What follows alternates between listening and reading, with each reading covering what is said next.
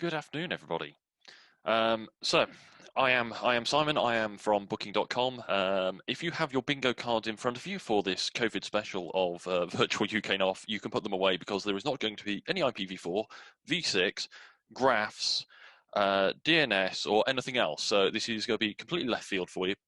But I am hoping that it is going to be of use and interest for you all to take back to your teams and to your colleagues. And as a team building exercise, actually, you can run within yourselves. And this is something that I've piloted within my team at Booking. I am going to talk a little bit about Booking. I know most, or if not all of you, have used them. We do over 1.5 million room nights every 24 hours normally.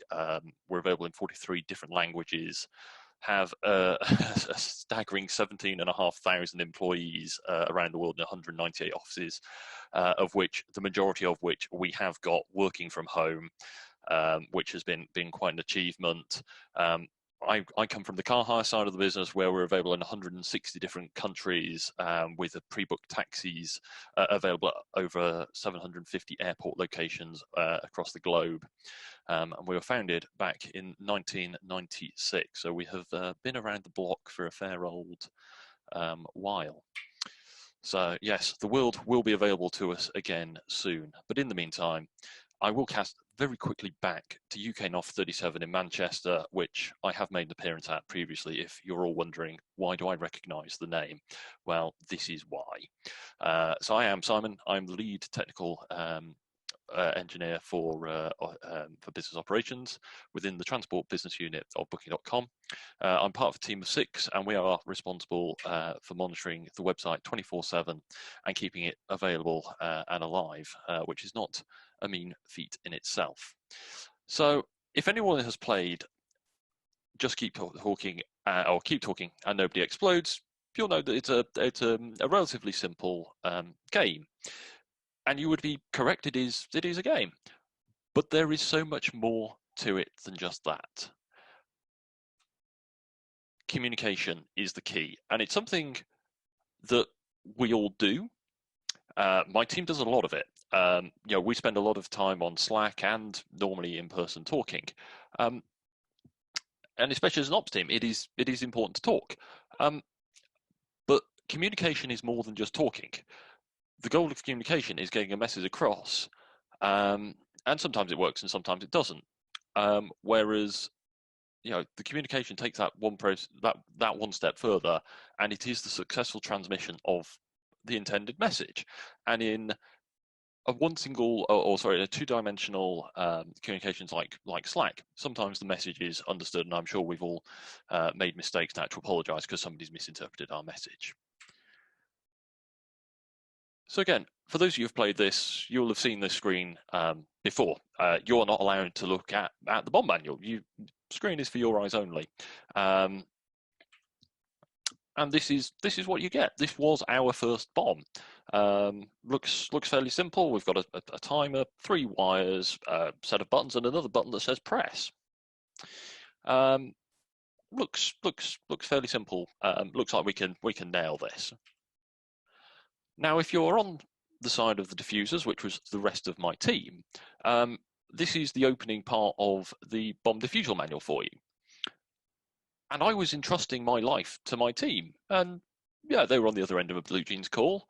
But they are my experts now. And the words, one small oversight and it could all be over, should have been heeded. Those of you that have ruined the punchline by pre-reading my slides know where this one might be going. So it all just sounds like a live issue. We have all the hallmarks. The bomb manual is our run book. Our bomb is the overall live incident. We have modules to disarm, representing our broken services that need to be restored. The strikes are going to be the rush decisions we make in the heat of the moment. Sometimes a poor decision just wastes time. Other times it can make a bad situation worse. And I'm sure you're all having flashbacks to these varying different degrees of bad decisions. Our time is representing the time process of the bosses wanting the business back online and trading normally.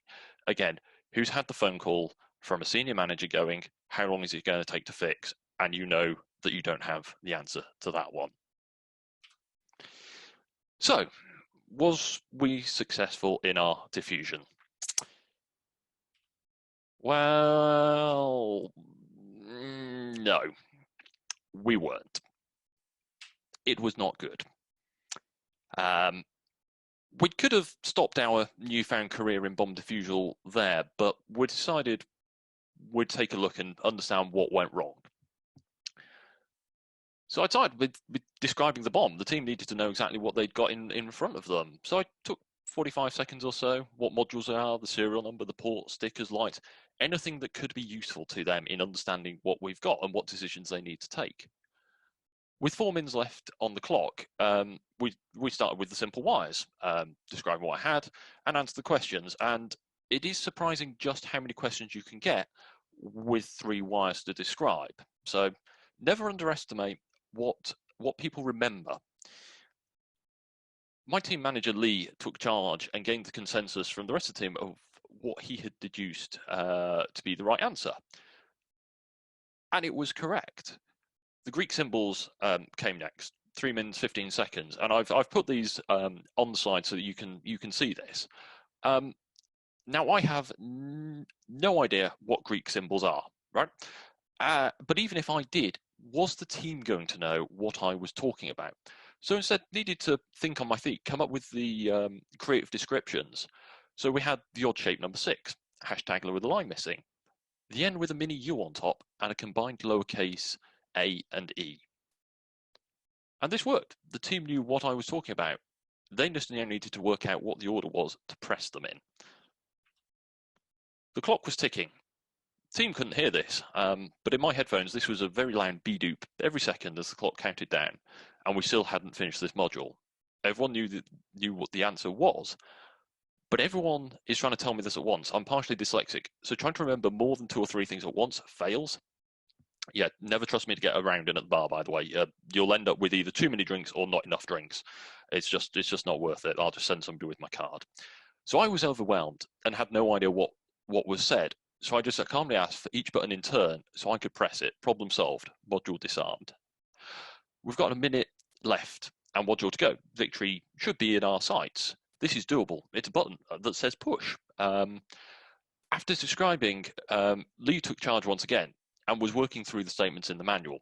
30 seconds to go, and the tension now really built in my headphones. The music stepped up a pace. We know that time is of the essence now. The team are blissfully unaware of this going on, but I'm poking them. I'm reminding them to say, look, I've got 30 seconds left on the clock. What do you want me to do? So they say, can you press the button? And there's a little gauge on the right that lights up when pressed. And depending on what the colour is, it dictates the next set of actions. So I pressed it with under 10 seconds to go. The pressure has got to me. I now can't tell the difference between yellow and blue and start blurting out the wrong answer. And the bomb explodes. I'll let you guess what the expletive was, but it summed up the mood quite nicely. We'd been so close, another 10 or 20 seconds would probably have been enough to have cinched the answer. But we didn't quit. We knew roughly what we were expected to do, and like all good learnings, we repeated our attempts and kept learning as we went. We played about this for around 45 minutes, and I didn't brief the team in advance other than giving them the link to the manual, although I did have to get security to unblock that first, because unfortunately it was blocked under gaming. But I wanted them to be familiar with it, but nothing more than that. Lee, as the team manager, did expect exactly what I expected. He led the team, which also led to him being told to observe in the subsequent rounds. I wanted people to feel a little bit out of their comfort. I wanted to promote a different dynamic in the team, especially as we're all working remotely. We're not all looking at the same screens at the same notes. Taking notes is vital. As you suddenly start relying on information that you gave in an earlier disarmament, comes back, and you then need that information again. My memory's terrible, and collectively as the teams, they weren't much better. But luckily, pen and paper wins all day long. Parallelism is another vital skill. It's having people listening to multiple streams of information and trying to divvy up what needs to be done and when, so that when it comes around to that person to answering the questions, they've got enough information that hopefully they've deduced what they need to do into just 2 or 3 options that can be quickly verified. We did start playing to our strengths and led us to being able to disarm 6 modules faster than we were able to do 3, as we'd built up on a system of understanding. Getting consensus within an instant actually uses up a lot of time. Ask questions if anyone disagrees with the course of action. If you ask for consensus, everyone will start back at square one and try to work back forwards to where you are. Whereas if it's obviously wrong, someone should just be able to spot this and question it if you've got the accurate set of notes going. If you're asking any questions, make sure they're concise and avoid rambling. Rambling is something I would find myself doing more because I was trying to think and talk, and so buying time rather than just say, give me a moment and collect my thoughts and then speak. And I'm sure everyone has been on at least 3 VC calls recently where multiple people have all tried talking at once. It's hard work and you can't hear anything. Not being in the same room means you lose the nuances of people who look like they want to talk and able to self-regulate. When we're back in the office, I will want to rerun this so that people better understand how working in isolation, and this is what I talked about earlier, is we were all on the same call, but we're not looking at the same screens, the same information, and that does make a massive difference in how you can pull together. I won't talk through the points on the screen. I'll just let you read through them. If not, they are available in the deck afterwards.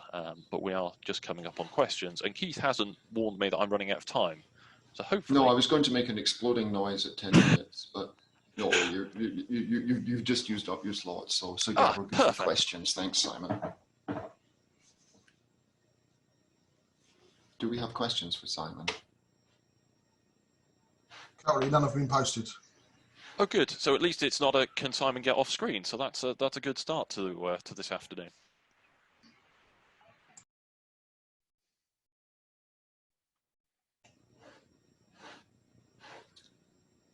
Okay. Obviously, there would be an obligatory career slide here, but there isn't one. So thank you very much, everybody. No, we have a couple of questions. Well, we have a couple of thanks from Lee Jarvis and Blake Willis, and Greg Jules has a question. Greg has asked, is this exercise something you recommend everyone does? No, definitely. Try it with all teams. It works best with operational teams just because of the communication skills, but even as something different to run in a team meeting, just something to spice up the day, 45 minutes to an hour once every fortnight, 3 weeks. Just get people thinking, get them doing something that they don't normally do. It's amazing. People spend thousands of pounds on taking teams out for team building days. They've just run this for 45 minutes to an hour. When I last looked, it's about 12 quid on Steam. It's cheap as chips. So certainly not something that's developed in-house. It's just something I've taken and thought I'm sure I can adapt this for sort of a bit of a team building and communications game and exercise. We have another question from Jonathan Matthews. Is this tool available for folks to use, or was it developed in-house? I think I covered that one in the last one. Though this is off Steam. You can get a mobile app version of it, but no, certainly nothing to do with booking. And one from Mark Pryor: would they have performed differently if they had done it before in the same room before trying remotely? I think people would have understood how the flow of the game worked, and probably people would have known what their natural positions are. I think the biggest thing about if you're in the same room is people are able to follow along a lot better. So even if they don't know the answer, they're probably looking at especially if you've used the printed version of the manual. People can see where you're at and what your thought process is, and they can probably learn a little bit easier. Whereas remotely, you're relying on verbal skills and you sort of saying at what point you are within the diffusal manual.